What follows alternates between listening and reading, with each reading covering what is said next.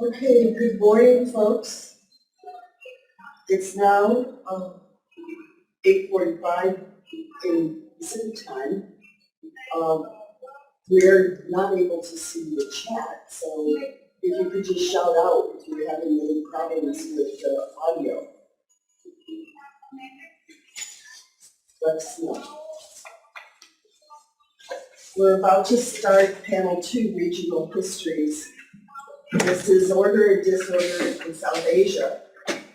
South Asia Studies Association Annual Conference that is co-sponsored with the California Institute for Integral Studies. And I am pleased to announce we will have 2 speakers at this panel this morning. Dr. Punam Madhok will be speaking on the multivarious temple, and Meenakshi will be speaking on 2 agencies, the appropriation of model court in contemporary art practice. And I will let Dr. Madhok start. Thank you very much. In December 2019, just before COVID struck, I traveled to Siam Reef in Cambodia to explore the temples of Angkor.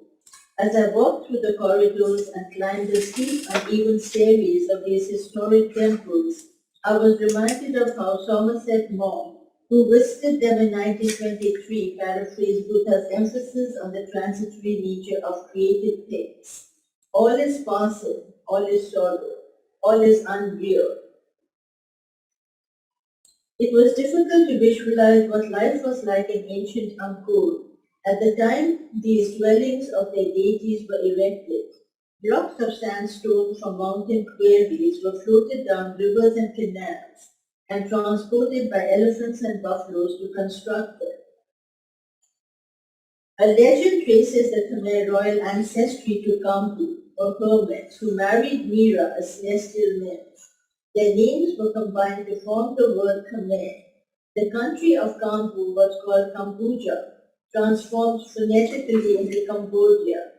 From 9th to 13th century CE, Hindu and Buddhist temples were erected in and around Angkor, capital of the Khmer Empire, today renamed Siam Reap, near the Tonle Sap Lake in northwest Cambodia.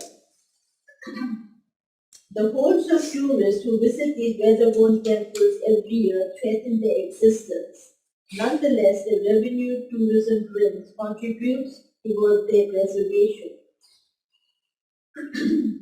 A prolific builder of the Khmer Empire was Jayavarman VII, who ascended the throne in the late 12th century CE after suppressing the Vietnamese in intensive battles. Inspired by Buddha's teachings, Jayavarman had more temples built than any other Khmer monarch. The magnum opus of his reign is the Beyond. Carved into its gateways and towers are large faces smiling benignly. Maugham identified the Beyond heads as Shiva. They have also been equated with Brahma, and more so with Jayavarman in the guise of Lokeshwara, the compassionate Buddhist deity. Jayavarman liked to project himself as a humanitarian. Sharok points out that images of Lokeshwara usually have an icon of Buddha Amitabha in the headdress, which is not seen in the Beyond heads. Furthermore, unlike the crowned jeweled Beyond heads that gaze outward, statues of Jayavarman portray him with a simple hair knot, his eyes lowered in prayer. Sharok argues that if the Beyond heads did represent Lokeshwara, they would have been carved in the Priya Khan temple that Jayavarman dedicated to this Bodhisattva. He proposes that the Beyond heads represent either Vajrasattva, the supreme deity of esoteric Vajrayana Buddhism, or the Vajra, manifestation of the amorphous Vajrasattva. It was Vajrasattva who, as Woodward mentions, persuaded Shiva to be present at Buddha's enlightenment. The Beyond heads symbolize Buddhism prevailing over Hinduism in Jayavarman's regime. Jayavarman believed in ancestor worship and deified his parents. The Priya Khan was built to honor his father, whom he equated with Lokeshwara. Within its central sanctuary, once stood a statue of Lokeshwara resembling Jayavarman's father. Priya Khan, meaning sacred sword, marked the area where Jayavarman triumphed over the Vietnamese. Sacred sword may also be a reference to the weapon handed down by the Angkorian kings, beginning with their founder Jayavarman II. It was said to be placed in this temple's unique two-story pavilion with round columns. Lining Priya Khan's outer enclosure wall are 72 powerful images of Garuda, each subduing its nemesis, two gigantic Nagas. Here Garuda has transformed from Vishnu's support to a staunch guardian of the Buddhist faith and its adherents. Jayavarman dedicated a monastic complex called Tapram to Prajna Paramita, the Buddhist goddess of incomparable intelligence, as a tribute to his mother. It once contained a sculpture of Prajna Paramita modeled after his mother. Tapram was the first significant temple constructed by Jayavarman, and its dedication stele outlined the supervision of his hospitals. French restorers decided in the early 20th century not to remove many of the trees that encroached upon its structure because they enhanced the picturesque beauty of this forest shrine. Today it has been thoroughly restored. It was not nature alone that endangered Jayavarman's sacred edifices. Fearful of their safety, Jayavarman inscribed steles imploring his successors to safeguard them. But when Jayavarman VIII, a devotee of Shiva, came to power in the 13th century, many Buddhist statues and monuments were mutilated by Hindu iconoclasts. If infiltrated by rebellious neighbors in the next 2 centuries, Angkor weakened and sank into oblivion. Although its temples were never completely abandoned, many of them were covered by jungle and looted periodically. Second only to the beyond in size, Bentley Tumar was constructed by Jayavarman near the modern border with Thailand. Overruling suggestions that Bentley Tumar celebrates Jayavarman's son, Sharok opines that it memorializes Prince Indra, Jayavarman's brother-in-law and chosen protege, who laid down his life defending Angkor. Prince Indra's son succeeded Jayavarman VII. On Bentley Tumar's western gallery were carved 8 life-size reliefs of Lokeshwara with multiple arms and heads. Jayavarman adopted this esoteric form of Lokeshwara to empower himself as he attempted to extend the boundaries of his empire. Bentley Tumar played a pivotal role in Jayavarman's 10 clinics because of his proximity to Dangrek Mountains and Usuktruk mine, from which medicinal herbs and minerals were carved. The largest known sandstone statue of Bhesatya Guru, Buddha of medicine, was found here. Face towers, the hallmark of Angkor, are seen in Bentley Tumar as well. Circles of praying figures are carved below and above these faces to stabilize the towers. A tower with a row of praying figures below the large faces was later added to the gateway of Top Rock. Unlike the relief in Priya Khan, where Garuda and Nagas are portrayed as opposing forces, a platform in Bentley Tumar depicts Garuda protecting Nagas, who in turn support it. Sharok surmises that Nagas represent ancestral gods, while Garuda represents Bodhisattva Vajrapani. An early legend recounts that when Naga sought Buddha's refuge, he asked Vajrapani to take the form of Garuda to shield them. As the warrior Bodhisattva of Tantrism, Vajrapani shields all followers of Brahmanical beliefs who embrace Buddhism. In reverence of Bhesatya Guru, the healing teacher, and Lokeshwara, reliever of distress, Jayavarman had numerous free-for-all Arogya Salas or health houses established. They included medicinal storehouses and baths. A project with remedial power that has survived is Neekpian, an island temple with carvings of Lokeshwara. It stands in the center of Jayatataka Parade, an immense reservoir for ritual ablutions that represents Anavatapta, a sacred lake near the Himalayas, whose waters are reputed to cure all ailments. A Khmer king is known to have suffered from leprosy. If that was Jayavarman VII, one can understand his emphasis on health restorers. Relief sculptures of female dancers identified as apsaras or celestial nymphs are seen in many of Jayavarman's places of worship. Living damsels will perform ritual dances in them to commune with ancestral spirits to ensure Earth's fertility by releasing monsoon rains. Apsara stems from the Sanskrit word apsri, meaning water that moves. These divine maidens supposedly emerged from the foam produced during the churning of the ocean of milk. One of the most famous portrayals of this legend is seen in Angkor Wat, built by Jayavarman's predecessor. It depicts a truce between gods and demons to extract elixir. Since apsaras were created during this struggle, where order was restored, they are regarded as agents of peace. According to Sharok, the dancers carved on bronze portals are not apsaras but yoginis, esoteric Buddhist goddesses.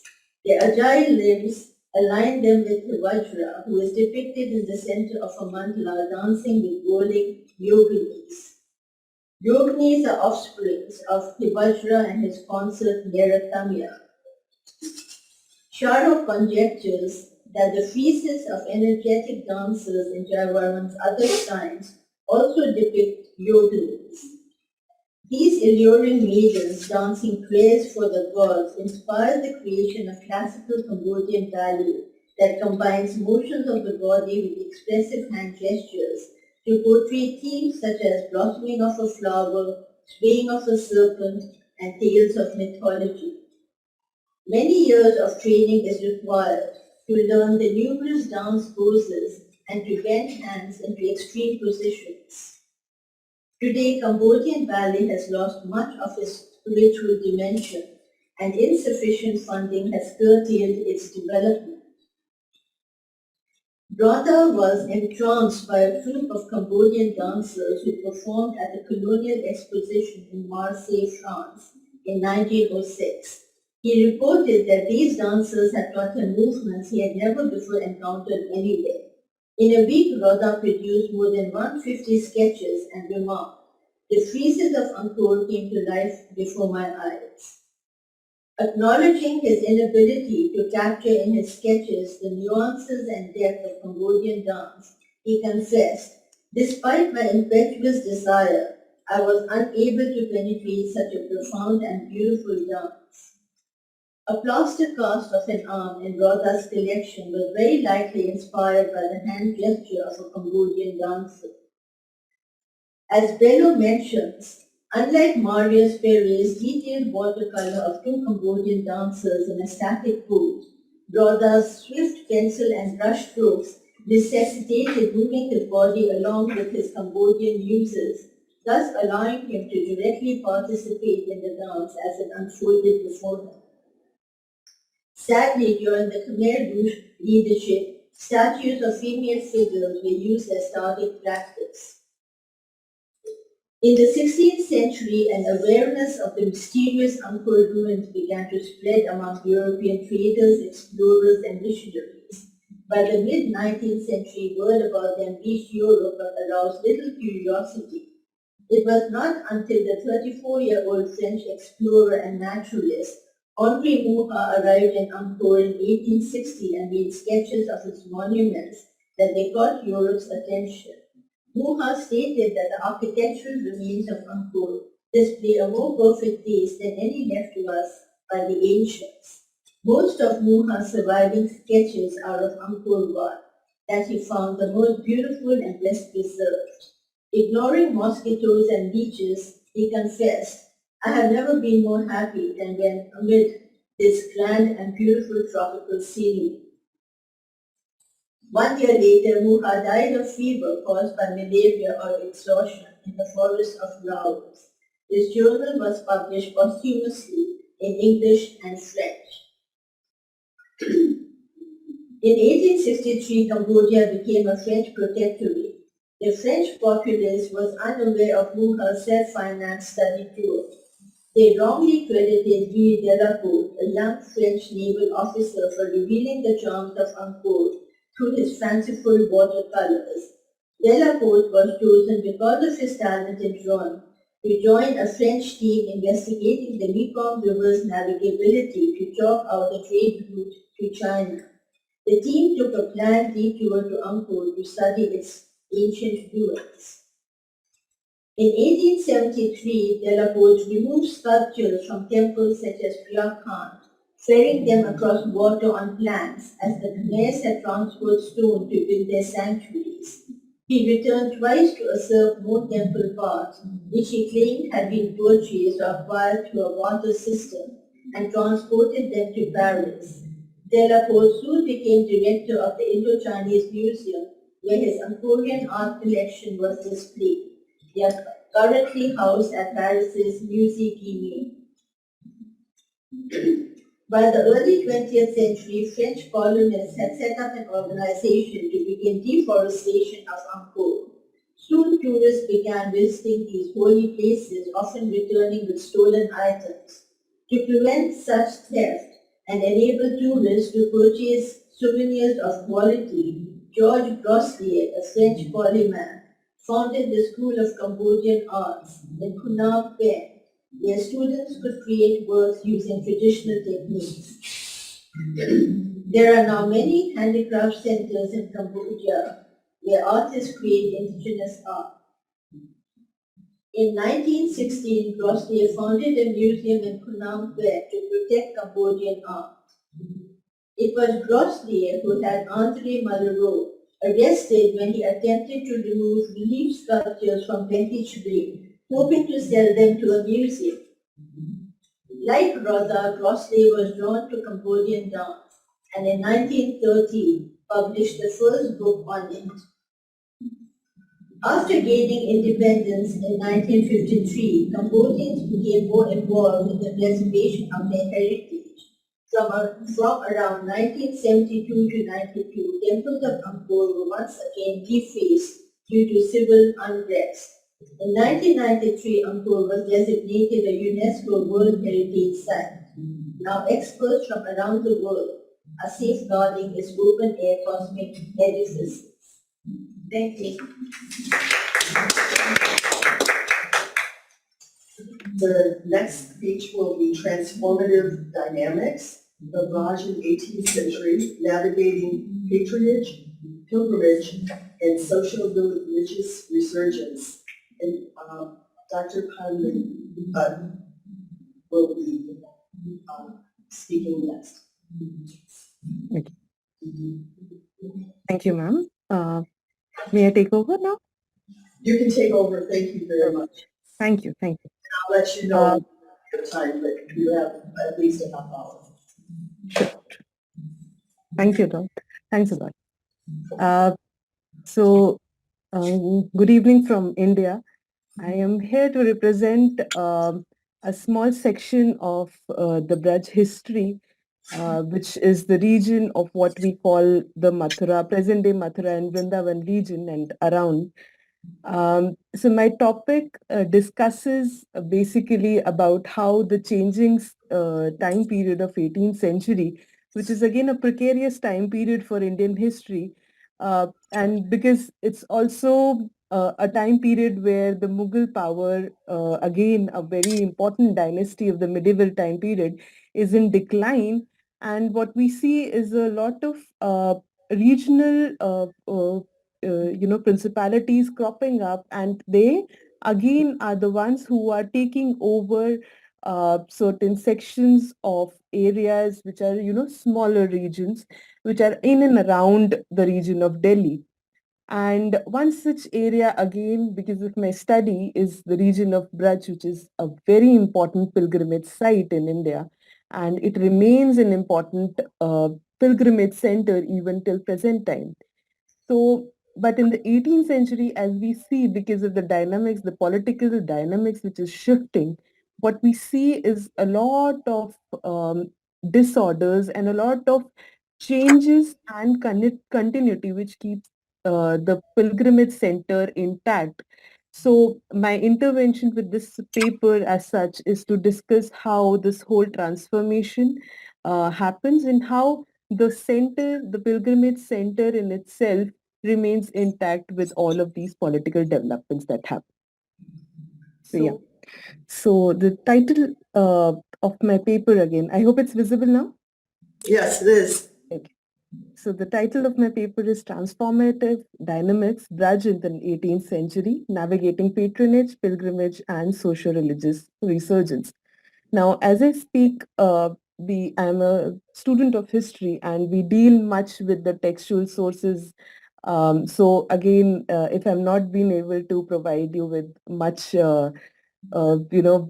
interesting slides. I apologize it beforehand.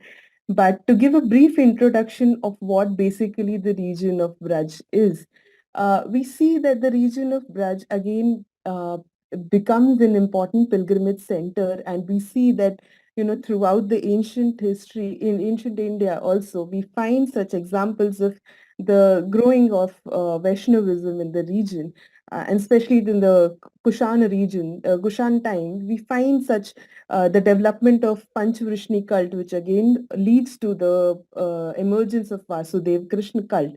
But what we see is the main development, and my next speaker, in fact, Swati Goel, would be telling more about in detail about how the region, in fact, came into being. But if just to give a brief idea that it is seen as one of the seven holiest cities of in Hinduism, and Braj in itself, we see that we find its beginning, especially in what we see the 12 ones which become important. And here you can see a spiritual map of the region, which is again projects that how it is also seen in a way of this 12 petal lotus, which again showcases the 12 different ones, or basically the forest which existed there. But these developments with pertaining to the pilgrimage center, and these developments again with the pilgrimage center coming into full bloom, is again a medieval construct. And because my time period discusses about the late medieval time period, again the early modern, as we can say, it discusses about a time period where there are a lot of issues which are developing, especially the politically, this whole region is a little disturbed. So what we see here again, that this region, which is again at the heart of all of these political activities, is again changing and developing, and how is it coming up with these changing landscape, or the changing political landscape of the time period. So just to give a brief understanding of how the 18th century debate is seen in the context of the Indian scholarship or the Indian history scholarship, we see that again the period of 18th century is has been largely seen from several angles, and although it has been studied quite extensively, the broader understanding comes up by like three dominated themes, which again discusses first the decline and final disintegration of the Mughal Empire, then the role of the successor states, which again the regional states which come up in place, or they started gaining more power, political power, and especially the states with again these regional powers in expanding their territorial aspirations. And finally, we come to the coming of the Britishers in acquiring this power and replacing the Mughals as the next big imperial power. Now, these themes again are being presented against the backdrop of a period of tremendous confusion, anarchy, treachery, and unstable reigns of terror.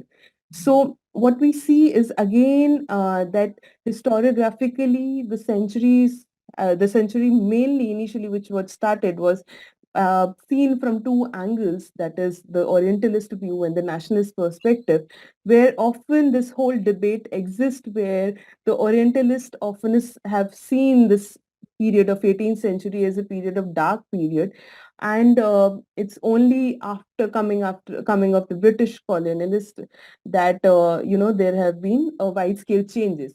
While on the other hand, what we see is the nationalist scholars, for an example, Jadunath Sarkar's work tremendously discusses how it attributes basically the decline of Mughal power or the empire to several internal factors which led to a certain ideologies, if I can say, the Aurangzeb's policy of religious discrimination, which led to those and thereafter the economic decline which happened in the 18th century.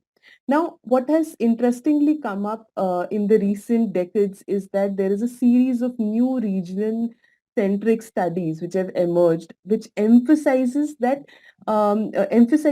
region through different lenses.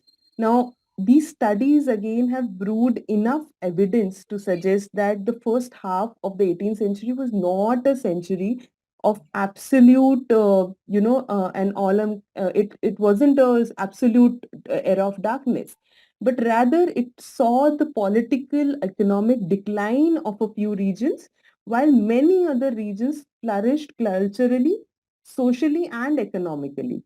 So now these new political units that came up were sort of admixtures, and they continued with having all the essential features of the Mughal land revenue system while combining the possession of revenue rights with, say, private zamindari rights. So it certainly necessitated that there was, an economic stability of certain, and also a growing economic viability of certain regional uh, uh, regions of that time, which existed during that time.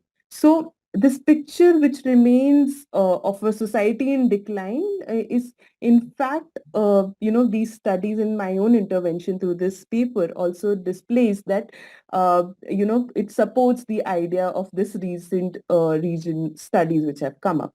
So it again reveals that, despite of political upheavals and imperial declines, there was certainly certain regions which continued and sustained themselves. So if I can say, two of the main proponents of this idea is again C.A. Bailey and Athar Ali, who have have extensively dealt with the North Indian history of 18th century, and they have come up with their extremely important theories which support these arguments that, there were a lot of such replacements of, imperial powers with certain regional powers which came up. Now, if I go into one such case, which again my study talks about, is the case of Jat peasantry. Now, these were the Jats of Bharatpur, which again, Bharatpur is an important area which exists very close to what the pilgrimage center of Braj is. And in the 18th century, we see them rising into power. And this area again becomes important because they now take on the power, and they become an important entity in the political happenings of this place was. Now, one such term again is being used, which is the military fiscalism in the 18th century context. It was coined by Bertenstein and again has been repeatedly used by David Wasserburg also. Which again displays that these, especially in the context of Jats of Bharatpur, it says that these were the Jats who again relied heavily on their military capabilities, and it was only because once the imperial power of Mughals sort of declined that they grew into prominence, and they sort of started usurping their control into the region of Braj. Now, there's again an example that, originally the Brajvasis, if I can say, the Brajvasis, the people of the region of Braj, the original people of Braj, those who stayed and resided in this pilgrimage area, were basically constituted a large amount of these jats. And it seemed to appear that, however, since there were a lot of revivalism of several such Vaishnav sects which happened in the 16th and the 17th century, we see that they often appear to be in conflict with these sects. And although these sects again, these sects grew closely maintaining these ties with Mughal and the Rajput patrons, because they were the important power of that time. But what we see is like they usually had a suspicion with the judge. So their first position again is seen as somewhere they are not socially so important in the hierarchy. And also it's also the case with with them being associated initially with having more tribal identity, or identifying with gods and goddesses which were much more folk in nature than a Brahmanical religion such as the Vaishnavism which emerged. So, this changing nature of the Jat identity can be studied along with the changing dynamics with the social political upsurge, which again was heightened during the 18th century when they carved out a special territory for themselves, also known as the Bharatpur state. So, what we see that their emergence in the 18th century becomes rapid, and this is again very contrary to what initially their existence relied on. And by the time of mid 18th century, we see Maharaja Surajmal, which is one of the main important rulers of the Bharatpur um, uh, uh, principality. He was given the title of Raja Brajendra Bahadur. Now, Brajendra as a term is again used in the sense of the ruler of Braj, or the one who protects the region of Braj. Now, the Braj region being the pilgrimage center, it showcases that now there's a there's an attempt to sort of upscale in the social hierarchy. So it gives a significant idea of how even the political situation is interacting with the pilgrimage center and the religious realms of that region. Now, this again becomes important because there's a very, very important event that occurs in the 1757, which is again the attack by Ahmad Shah Durrani, or Ahmad Shah Abdali, who attacks the region of Mathura, which is again the heart of the region of pilgrimage center of Braj. What we see is that we find a lot of description of this attack which happens, or the or sort of pillage of the pilgrimage center which happens.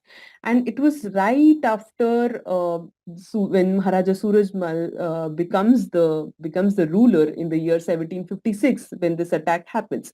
And it was again we see that it was again a series of attacks which had happened previously. So these unprecedented time of the 18th century, which the subcontinent was already facing by the time of Nader Shah in 1739, which had already left the empire and political situation quite weakened and vulnerable.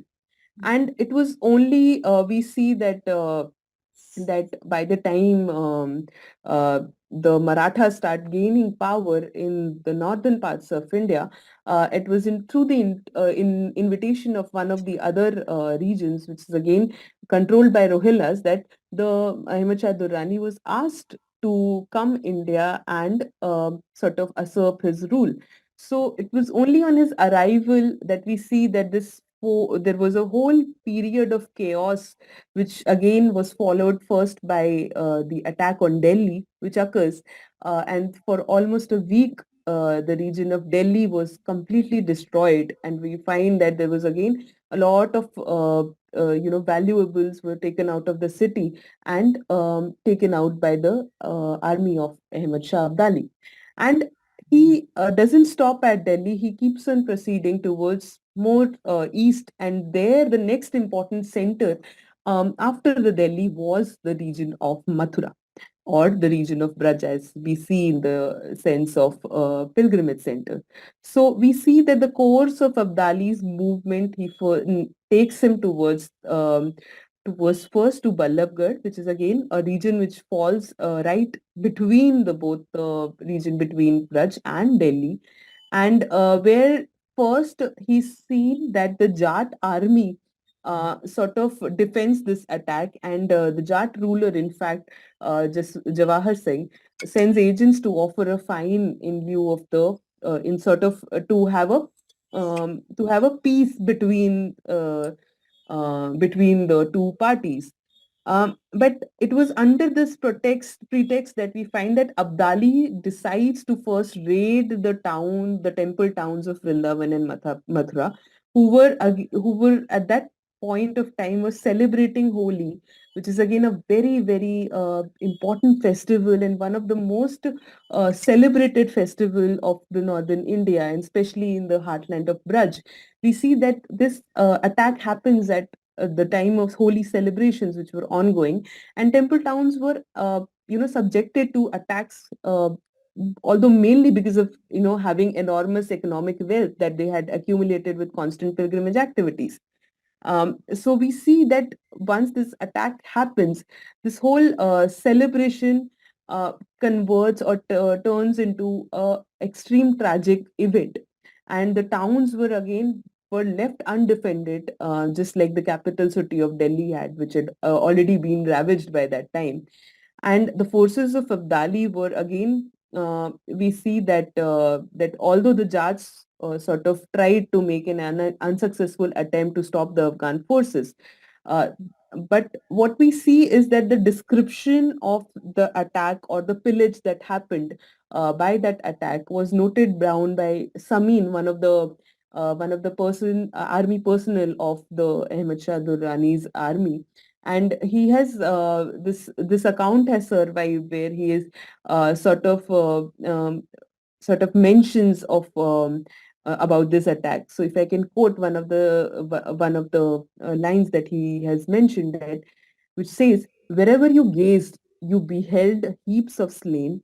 You could pick our way with difficulty, owing to the quantity of bodies lying about and the amount of the blood spilled. At one place we reached, we saw about 200 dead children lying in a heap. Not one of the dead bodies had a head."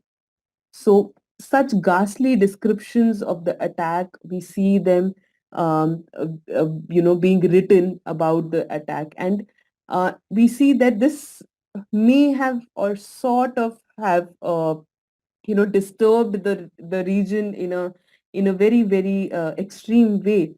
And also what we see is this event is again very well documented in one of the Braj Bhasha text, which is again a vernacular text written by Chacha Hit Vrindavan Das, who comes from the lineage of Radha Vallabh sects, one of the sampradayas which existed and still is functional, very much active in the area of the region of Braj. And in the 18th century, we see that this writer who's writing as a believer in the power of Krishna or his deity, he's writing and making a sort of complaint to his god, and he's also providing, on the other hand, the description of what has happened. So one of the couplets that you see on the screen, which is again in Braj Bhasha, which says, "महक रही पहली ही बास जग सोंधे की सी, कहिए क्यों कलंक राखी बड़े की बड़ाई है। विप्र गौ साधनु की घटती कराई यमन ताही, कौन बुलाए ब्रज फेरी फिर दुहाई है." The Braj Bhumi, which used to be fragrant of the earthy smell of the soil, it is a blot on the sacredness of it, that now it smells like ashes of those who were killed.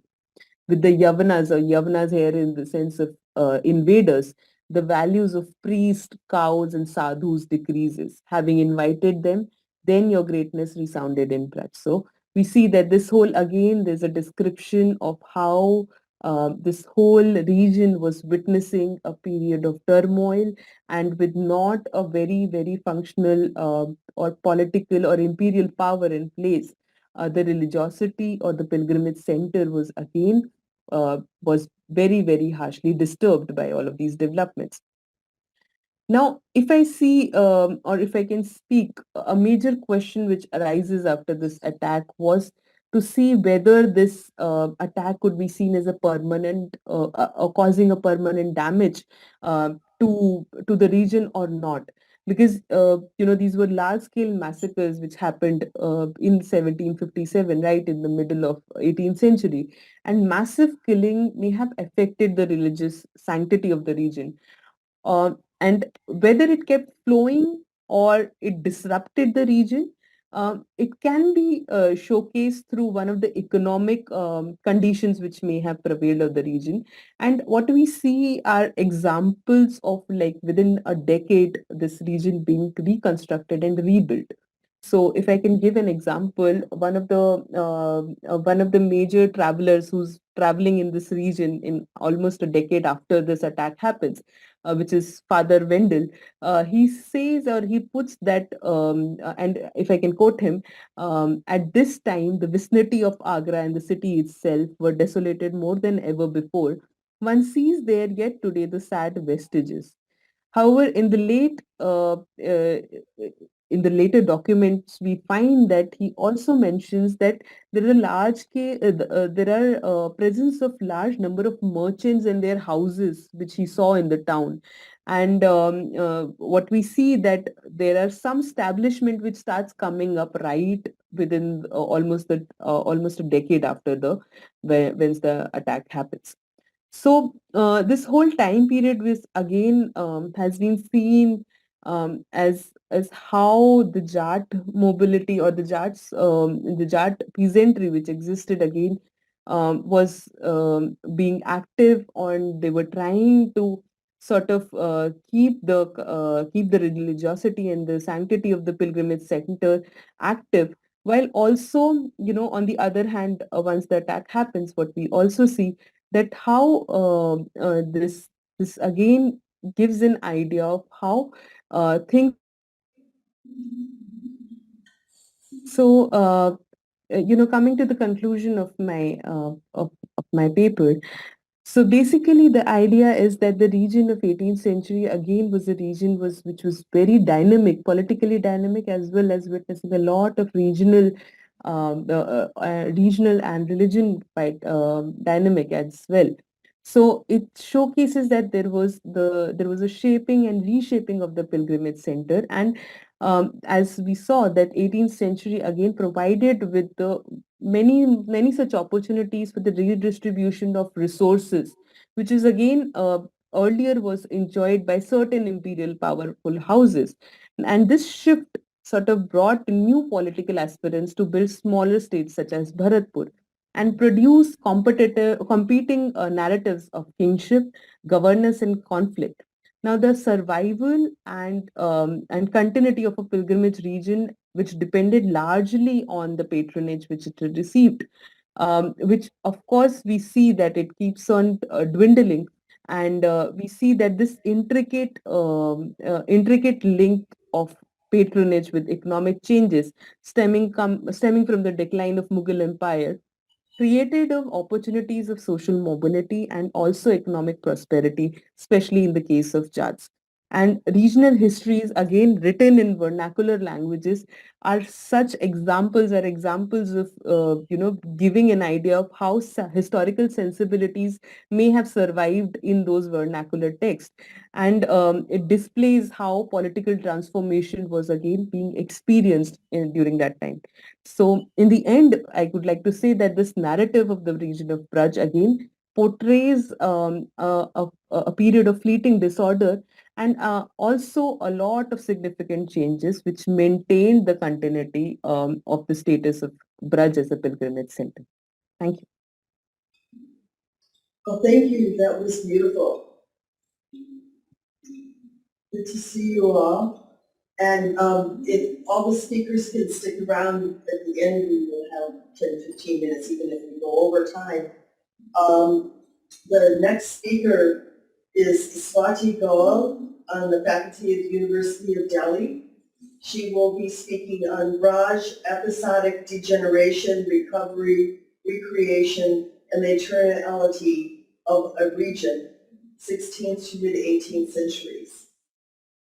It looks like your slideshow is up, and I'll let you take over. Thank you. Okay, thank you. Namaste from India and good evening. Thank you for the introduction. Myself, Dr. Swati Goel, and I have a PhD in history from Jawaharlal Nehru University, Delhi. Right now, I'm teaching as a guest faculty member at University of Delhi. My very good friend Surabhi Pandey has just discussed about Braj region, as we are speaking on Braj region. And the topic for today's presentation would be episodic degeneration, recovery, recreation, and eternality of a region called Braj.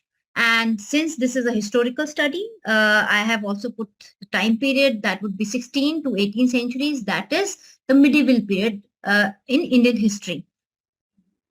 As we are speaking on a region called Braj, we must understand, we must discuss, and today we are discussing this theme of order and disorder, stability and chaos.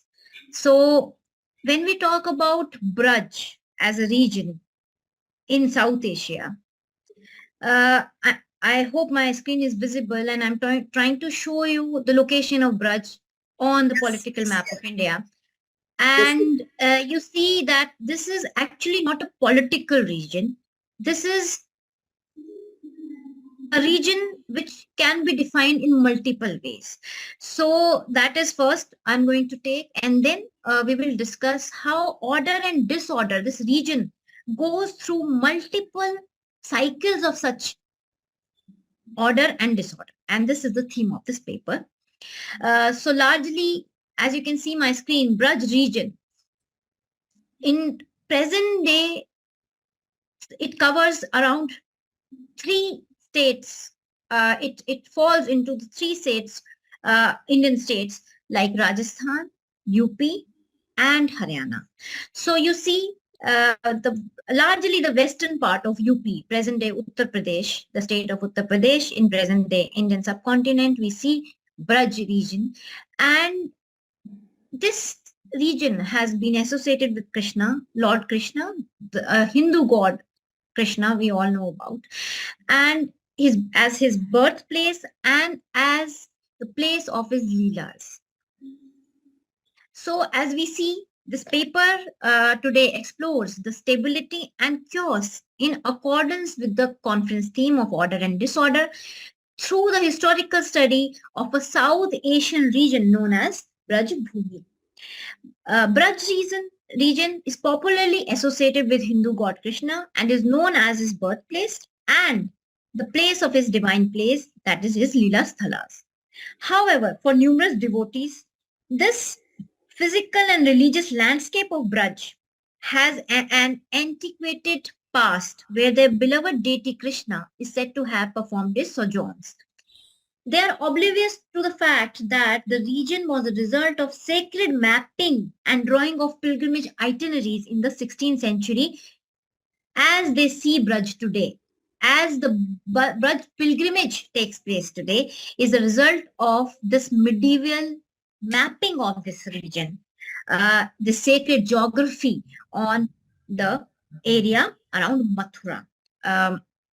Which is considered as my friends will be discussed, as one of the Saptapuris, that is one of the sacred places in Hinduism. And we see that this is the area of Braj was mapped around this Mathura Mandal, as we call. Braj Renaissance was result of a pilgrimage which earned it a status of a vibrant destination for inviting political and mercantile patronage. So we see that we need to understand that Braj region, as the pilgrims, there are so many pilgrims, not only from India, throughout the world, they are visiting this region in India for pilgrimage and even to play Holi. This is a very popular place, but what we see today is a result of a a period of evolution in history, which created these pilgrimage itineraries. And one such period started in the 16th century. That is why this study is beginning from the 16th century itself. So in the 16th century, various sampradayas or various Vaishnav sects, which were located throughout the subcontinent, they reached Braj region in order to find solace and tranquility in this region, and to experience the place where Krishna has walked once. So by this idea, so many sampradayas and religious traditions, they reached Braj region in the 16th century, looking for those places which were mentioned in the Puranas, that is the Hindu sacred scriptures.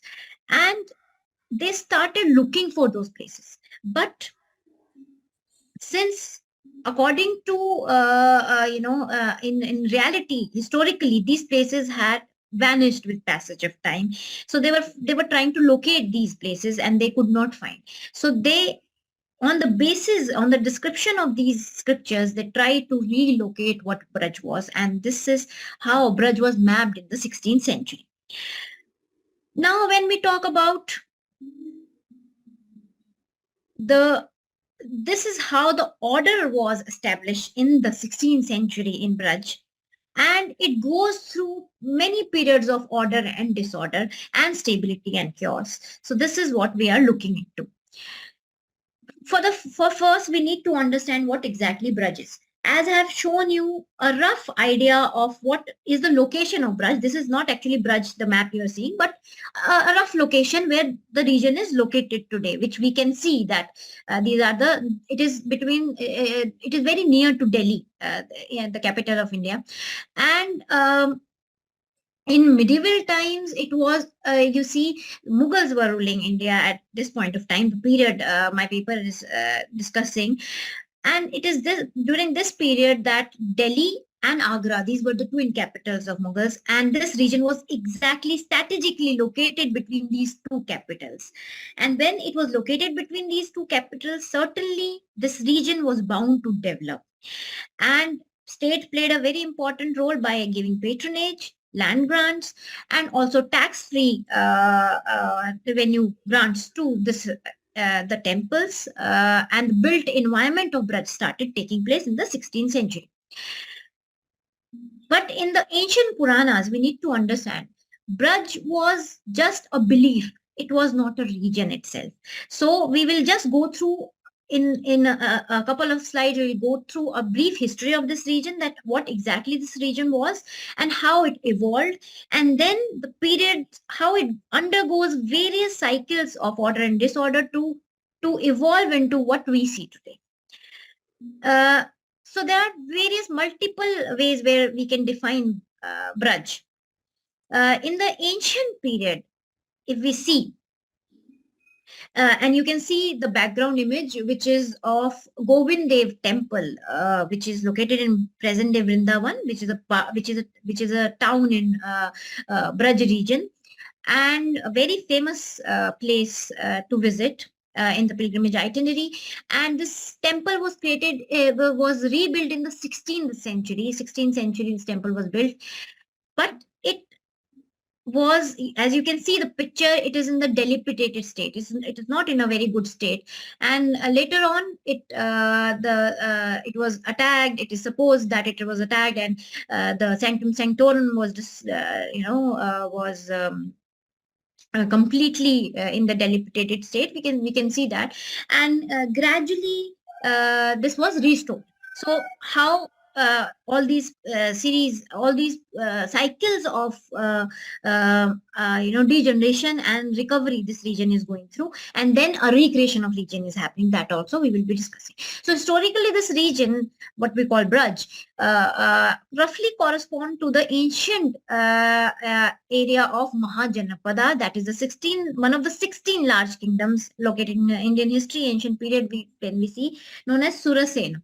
In the 16th century BC, it was considered the most significant Janapad of Madhya Desh and was located strategically in the Ganga Jamuna Doab. Al-Biruni places Mathura geographically in Madhya Desh, that is the middle country. And Al-Biruni he brings our notice to our notice the fact that it was Bharatvarsh. Half of the world is divided into 9 parts, and each varg has a region. And Mathura, he uses the word Mathura, that is the present day Mathura, being 8th varga, and thus counted amongst the 9 parts or countries of India. So, in the ancient and the early medieval India, also Braj as a word, as a region, was not used. It was largely Mathura and the area around Mathura. In the scriptures, it was largely a belief, and it was a cowherd settlement which was mobile in nature. Later on this idea of Braja, the region of Braj developed.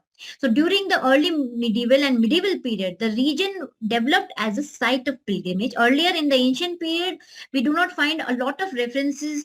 Yes, that is true. People were visiting Yamuna. They were doing pilgrimages, but the kind of pilgrimage itinerary which we see today were developed in the medieval period. People bathed in river Yamuna, which was considered sacred, and there was no conception of pilgrimage itinerary. Then you see,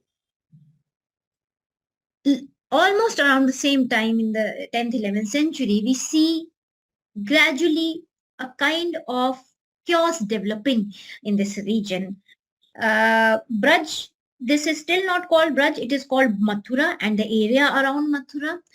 And almost all historical readings on Braj discuss this history where they focus that Muhammad of Gajna, he attacked Braj and supposed degeneration of this region which followed it.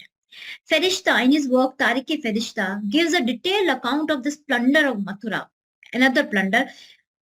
You see right now in the paper before the paper presented by Ms. Surabhi Pandey, she discussed about attack an invasion on the region in the 18th century, that is the Abdalis attack. Right, I am speaking of an attack much before in history. Before this attack, that was almost the last attack on the region, but this was almost the first attack. So you see, Ferishta is talking about this plunder of Mathura and Mahaban, that is another area in Braj region, and he discusses this in his work. Amongst the temple of Mathura were found 5 golden idols whose eyes were of rubies valued at 50,000 dinars. On another idol was found sapphire weighing 4,000 miskals, and the image itself melted down and produced 98,300 miskals of pure gold. So you see, there was an attack by Ghazna on the temple of Mathura, and then you see it is said that the city was pillaged, and the idols were taken away. He has described. Thereafter, in the 12th century, the city of Mathura and the area around it came under the rule of Yadavas, and gradual you see a recovery period begins, and you see the rebuilding of temples started taking place, especially the one at the Katra Keshavdev side, that is known as Krishna's birthplace. So this was the first series of chaos which started in Braj region, which impacted it so badly that it is said that it is said by some historians, and there are many settlement reports in which it is recorded, and I'm quoting, after the attack of Mahmud, the city disappeared for 300 years from the history, and the country around seemed to have remained under the power of Meos, who had their headquarters in the then city of Gurgaon, that is in Haryana, were subdued by Delhi emperors in the early 15th century. So it is said that after this attack, it took almost 300 years for the city, for the area around Mathura and the area of Braj to recover from this loss. And you see, after this loss, the city gradually recovered. It was lost to history. This is what at that time historians are saying, and gradually it recovered. So it goes through a series of chaos, and then stability ensures. After this stability, you see, this is very interesting, that in the then comes the 15th 16th century, when the real period of sacred mapping of this region begins, with coming of sects like Pushtimar, Gaudiyas, Radha Vallabhis. All these sects, they develop the region, and in doing so they also get heavily patronized by the state, by sub-imperial sources like Rajputs, and also to the merchants and devotees. So all of these people, they patronize the region, and temples like such as Gopinath temple, which was endowed in the 16th century, as you can see the plaque outside of the temple, and Gopinath temple. These 16th century red sandstone temples were endowed, and one of them is Govind Dev temple, which you have just seen in the bad state, and you just see the after restoration. This is the present day photo of Govind Dev Ji temple. So this is the same temple which you can see in the bad state in the background, and now see the condition of the temple. So this was a 19th century image, and this is a present day image.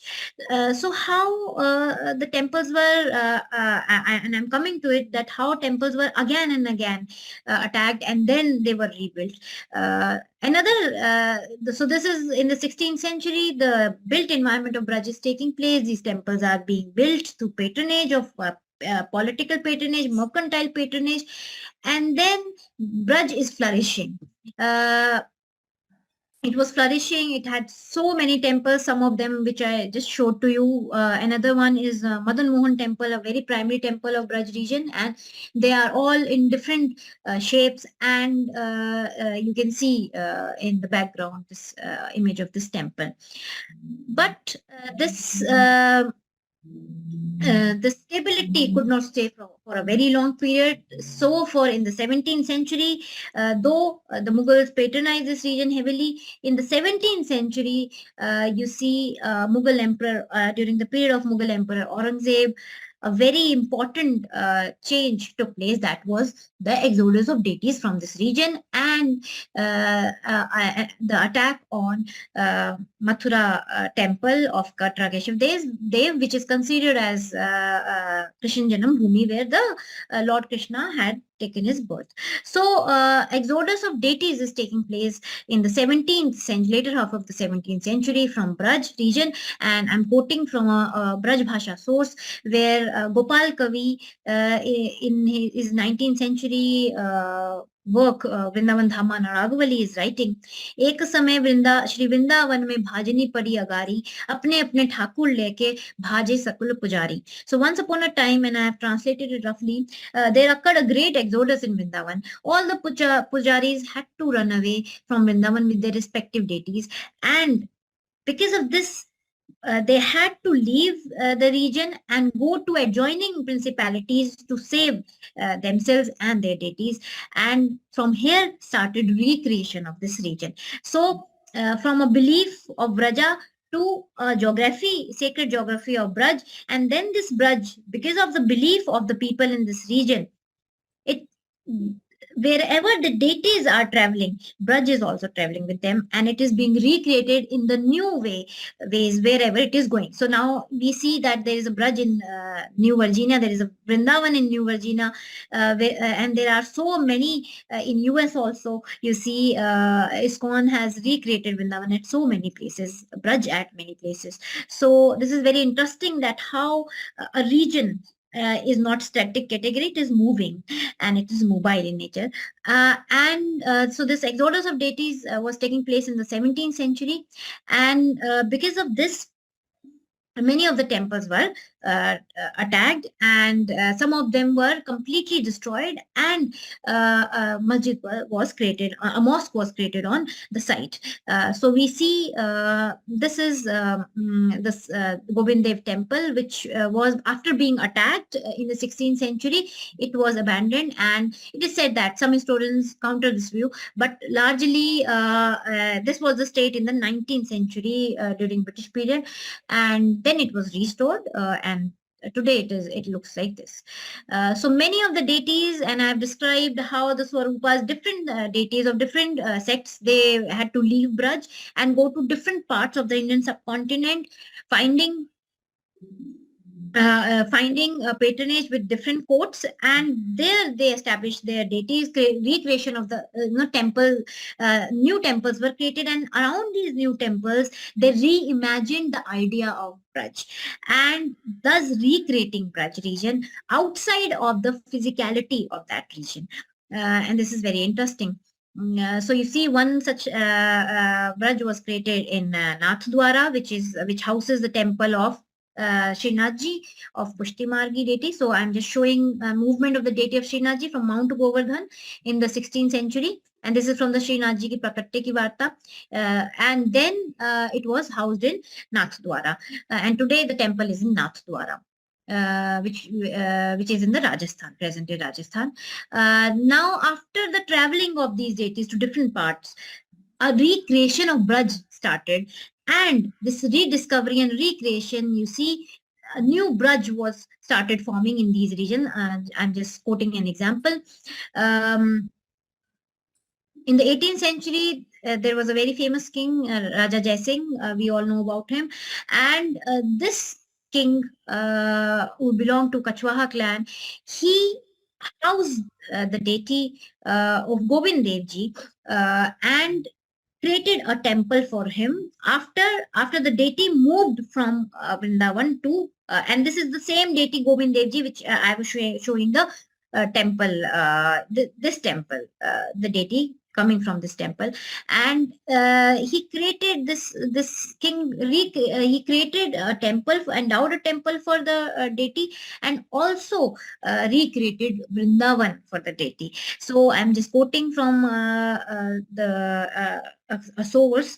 Band nikat amer te je niwas kira, Vrindavan rachna racho feri bhoop jaisa, Kino Vrindavan te Saras Vrindavan te. So near the reservoir at Amer, from where a path leads to the palace of Jai Singh, the king Jai Singh led to the creation of Vrindavan. He created a Vrindavan finer than the original Vrindavan in Rajasthan. So how this region was in fact recreated, and the pilgrimage centers are booming despite of the fact that it was again and again invaded, it was again and again attacked, it went through a series of chaos and degeneration and disorder, but the order was restored again and again, and the region continued to flourish.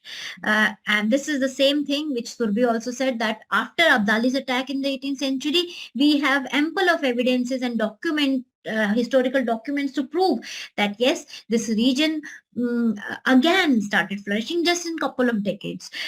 So this is what I just wanted to discuss, and how this region is undergoing the cycles of order and disorder, and this is the theme of today's conference. Hope we both have been able to do justice to this. Thank you so much. Well, thank you. That was beautiful.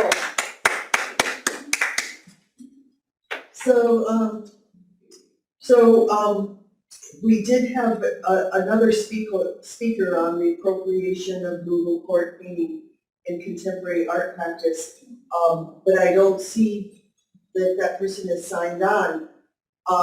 So I'd like to take the opportunity, if we have questions or if the panelists want to talk again further. Punam, do you want to come back up here? And We don't have to go there, I can speak from here. But okay. Yeah. So I have a question for Punam, out of ignorance more than anything else. When you showed all these beautiful images, slides of Cambodia, observed. There were some that were very striking where the huge tree literally becomes a part of the temple. What's happening with that, with climate change and whatever, climatic conditions and other kinds of things, the war and so on and so forth?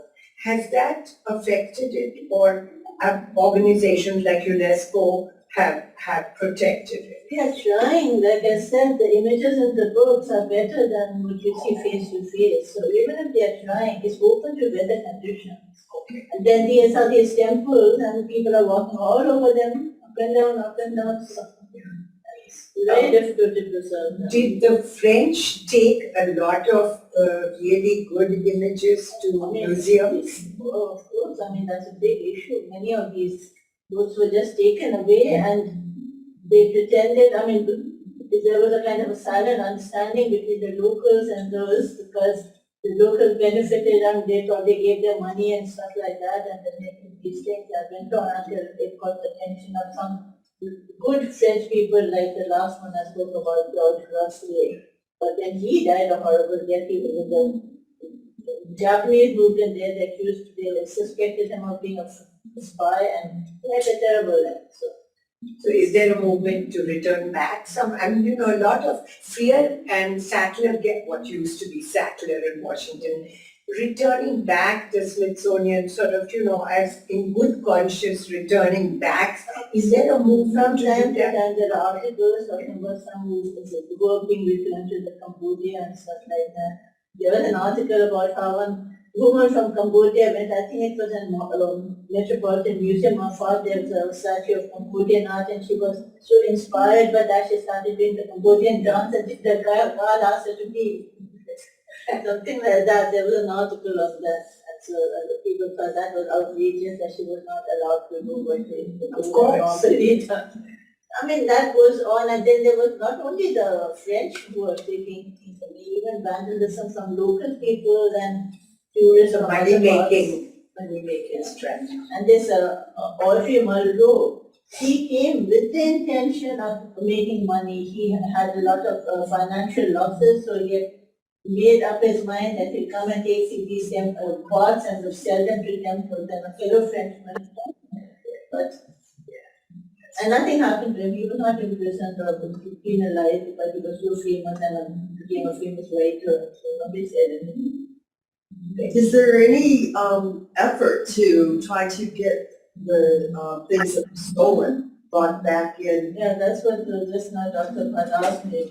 Yeah, from time to time they try and they succeed in getting those items back.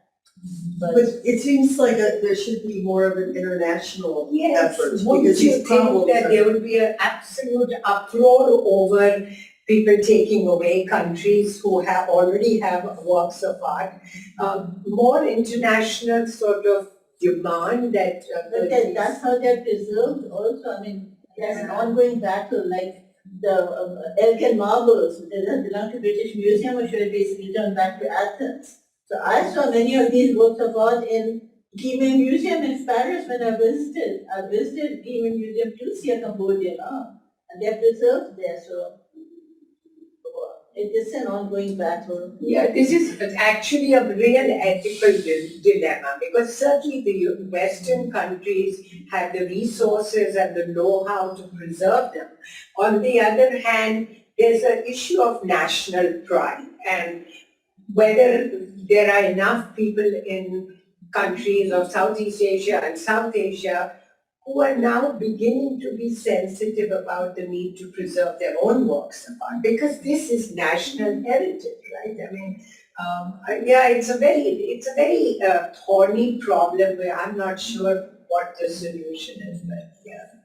Well, it would be helpful to have an international law that would be I was just enforced. going to say, you are a law person. Really, there has to be an international law that says that the countries in good faith should return back what belongs to. But they will argue that they rightfully took those things about the system, and some literally, that's how the Elgin marbles are still in the British Museum, because Athens cannot prove that it was wrongly taken away. And if Lord Elgin had not taken away those marbles, whatever we know of those marbles and of the Parthenon, we may not have known today. So Yes, Swati, go, I see you're, on. Do you have anything to add to this? Did she hear? I think you can hear me, right? Yes?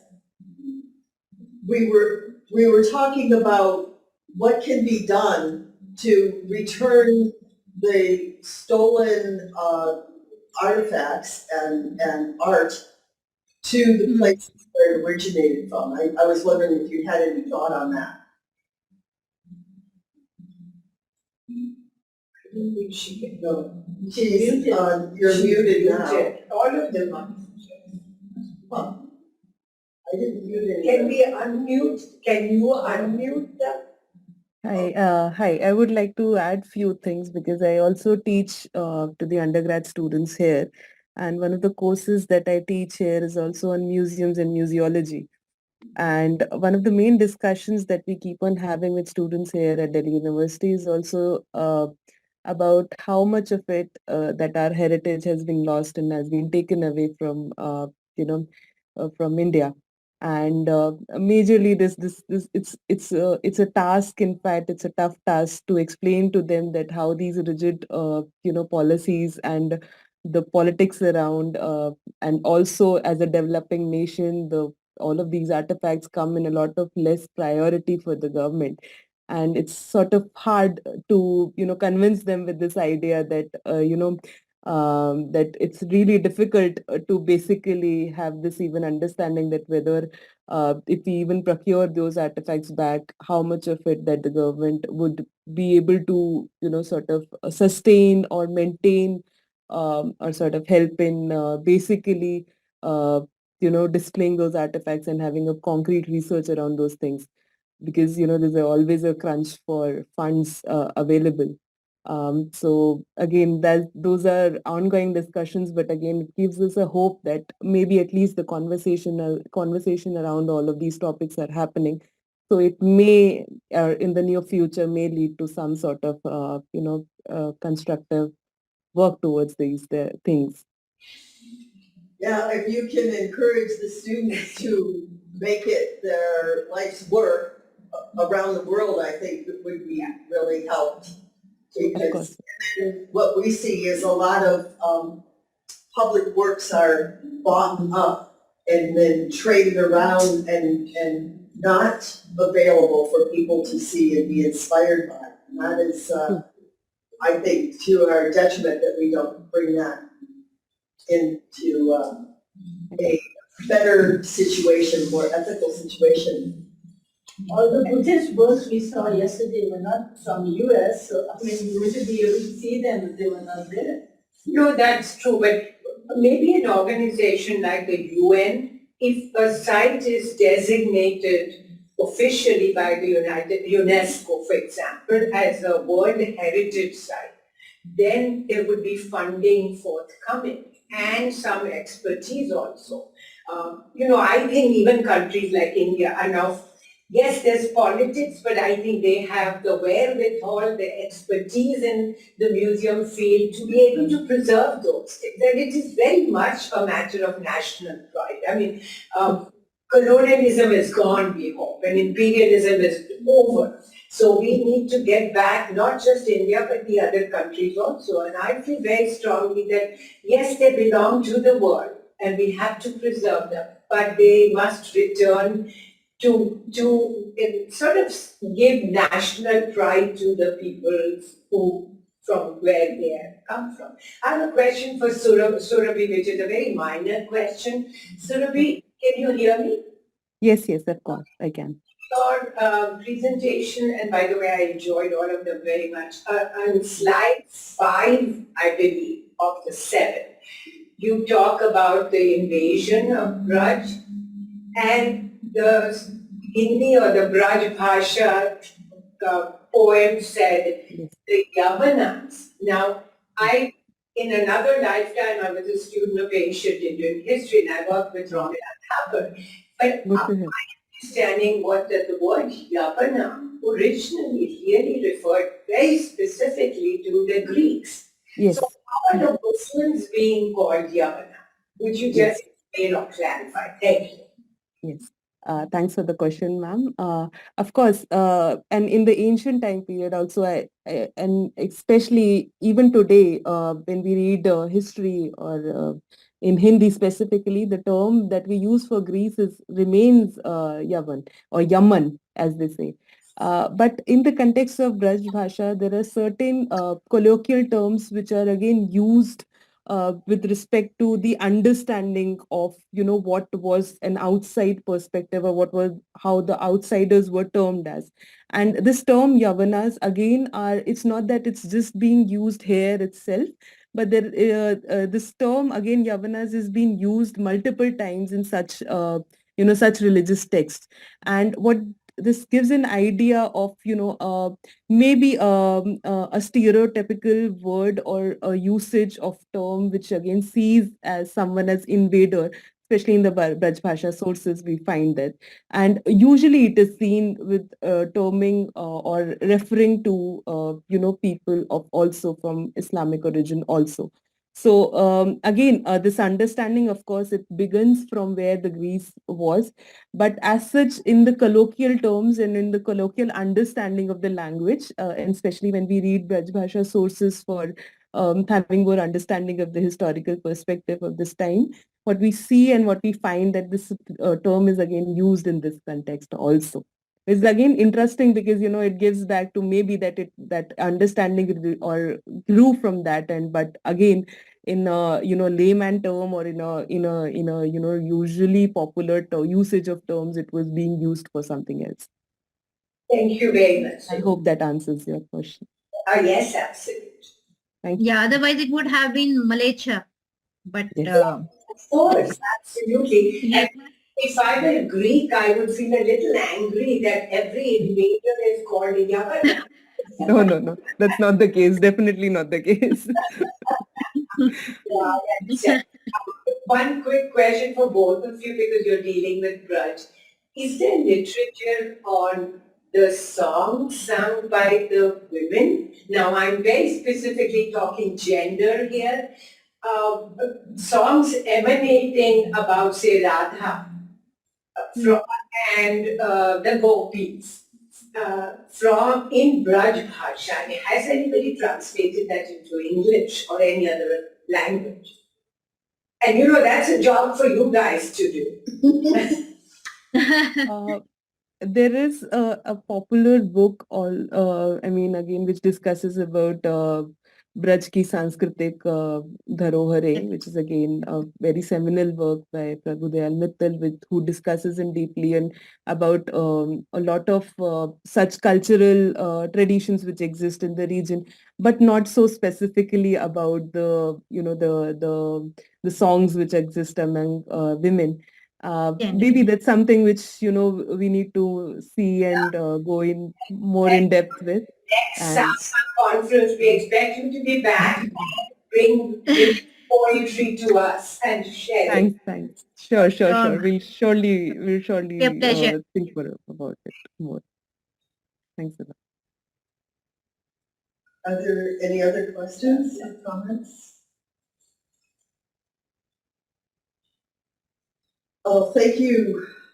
Next time, hopefully you will be at CIIS here in San Francisco. We can see you in person, but very much Hopefully. enjoyed all three. Hopefully. Yes. But so Thank you very much. Thank you very much. We are really honored and was a pleasure. thankful. I was very grateful to be associated with such a nice institution and present our work before all of you. Thank you. Yes. Thank you. It was a pleasure presenting our work. Thank you so much.